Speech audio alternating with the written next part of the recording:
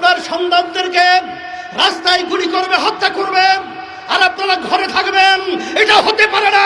আপনারা আসেন, আমরা আমাদের সাথে আছি ইনশাআল্লাহ। আবু সাঈদের হাতে কোনো অস্ত্র নেই, ওর হাতে কোনো লাঠি নেই। ও একটা মেধাবী ছাত্র, ওর কোনো সন্ত্রাসীর কোনো তালিকা ওর নামে নেই। সেখানে ঠান্ডা মাথায় ওর বুকের ভিতরে একটা নয় কয়েকটা গুলি করে পাখির মতো লুকিয়ে ফেলে হয়েছে। আর সেটা আমরা বসে বসে দেখব, আর সেটা আমরা সহ্য করব? এটা হতে পারে না, হতে দেওয়া যায় না। এর প্রতিবাদে রাস্তায় নামতে হবে। খুনিদের বিচার বাংলার জমিনে করতেই হবে। শুধু তাই না, তাদের বক্তব্যের কারণে আজকে এই হত্যাযজ্ঞ বাংলাদেশে ঘটেছে।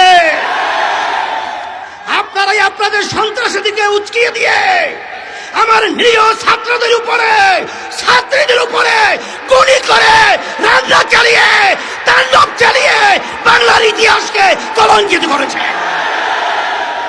আমরা এই দেশের মাটিতে জন্মগ্রহণ করেছি, আমরা এই দেশের সন্তান, আমরা এই দেশেই থাকবো। সন্ত্রাসীদেরকে বাংলার জমিন থেকে উৎখাত করে ছাড়বো ইনশাআল্লাহ। আকাশ সকলকে আহ্বান করব, আসেন আজকে বুদ্ধিজীবী, শিক্ষাজীবী, রাজনৈতিক যত পেশার নেশা যারা আমরা বাংলাদেশে বসবাস করি, আমরা এই অন্যায়ের বিরুদ্ধে, এই অন্যায়ের হত্যার প্রতিবাদে, এই জালিমদের বিরুদ্ধে একসঙ্গে যদি ঝাঁপিয়ে পড়ি, ওরা বাংলার জমিনে থাকার সুযোগ পাবে না ইনশাআল্লাহ।